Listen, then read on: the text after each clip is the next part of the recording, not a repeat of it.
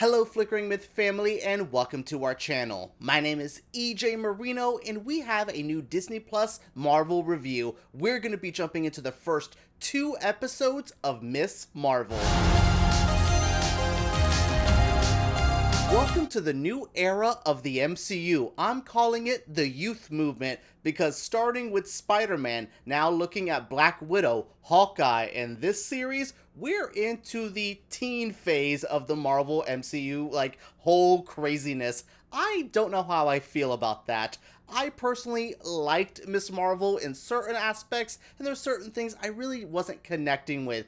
I personally don't really like teen-focused shows. I got about maybe 2.5 seasons of Riverdale in me. I haven't even watched Heartstopper, which is like an LGBT teen series that everyone seems to love. Yeah, this just doesn't really fit with my aesthetic. It's not my usual go-to for entertainment. So I have to kind of give this show a bit of an asterisk there because I don't really like it, but this isn't built for me. This is not made for me. There's other things later on we'll talk about that really doesn't speak to my kind of sensibilities as a viewer, but there's other things that really do work here. I think our lead actress is phenomenal. Iman is she just owns the role of Miss Marvel. I love Kamala a lot in this. I actually like this character. I played the Avengers video game and I hated Kamala in that game, so I was like, oh goodness, how is she gonna be? I like this character a lot. I think she does good. I think the acting is really top tier. I was really surprised that the comedy acting and all that really worked. It's just a bit high school for me. There's a lot of time spent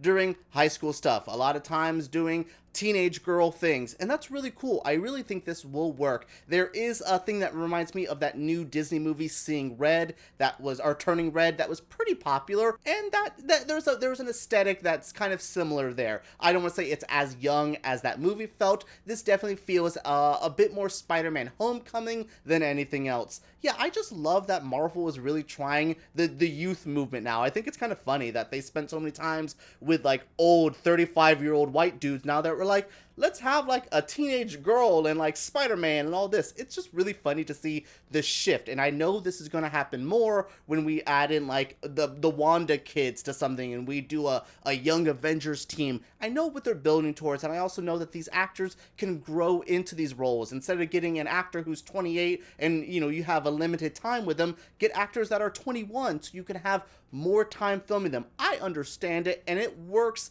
Again, just for me, Miss Marvel just hits a bit too much of a Breakfast Club vibe for me. That's not my vibe. So the story of Miss Marvel is pretty simple to follow. We have a young girl named Kamala Khan. She is a Pakistani-American girl, and she's just trying to figure out what to do in life, but there's a big kind of thing to her character. She is an MCU superfan. We have a bit more of a talk about that in the next section, but yeah, she's a big fan, specifically a really big fan of Captain Marvel, who is Brie Larson in the movies. Yeah, so she wants to be a lot like her, so much so that she's getting a cosplay ready for Avengers Con, which is a really big convention that she wants to go there, but her family is a bit stricter, doesn't really understand her love of superheroes, so there's a bit of a butting head moment there. Really interesting setup.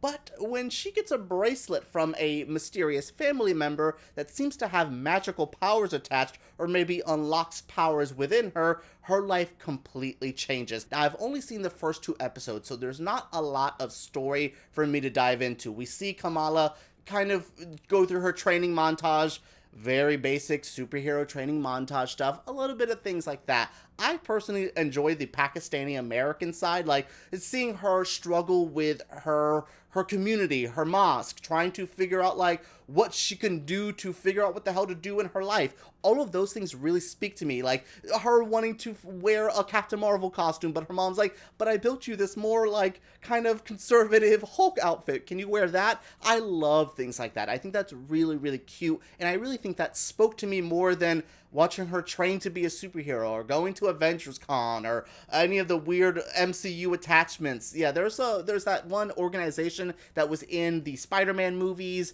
I don't know who they are. They clean up all the superhero messes. Those people, yeah, they're featured here as well as maybe the big bad villain. Who knows? There's not a lot of meat within these episodes. I think we get a lot of the good character work. We get a lot of the fun Pakistani-American culture stuff. I love the moment where they go to like a fair or something like that. I love that. Again, this culture is so interesting and it's so immersive. I would have loved to watch a Disney show that's just outside of the MCU and that just has Kamala's character going through her life as a teenage girl. You could have got me there. But every time we cut to that superhero stuff, I'm like, this is just so generic, just so boring. It's so been there, done that. I feel bad for Miss Marvel's character that, like, this is just so far into the MCU, so far into the world of superheroes that I don't know if I need another origin story or if I need another, like, basic, like, training montage.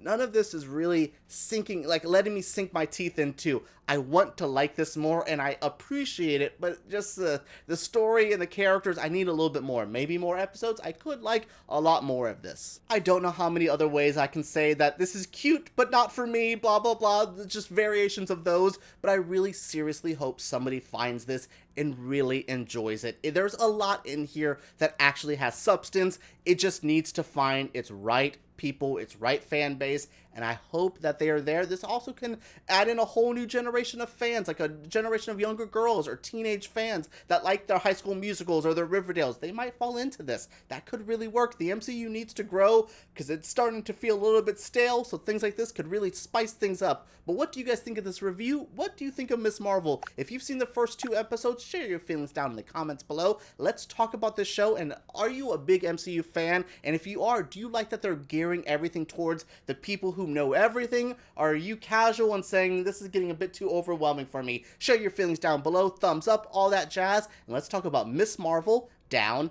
below.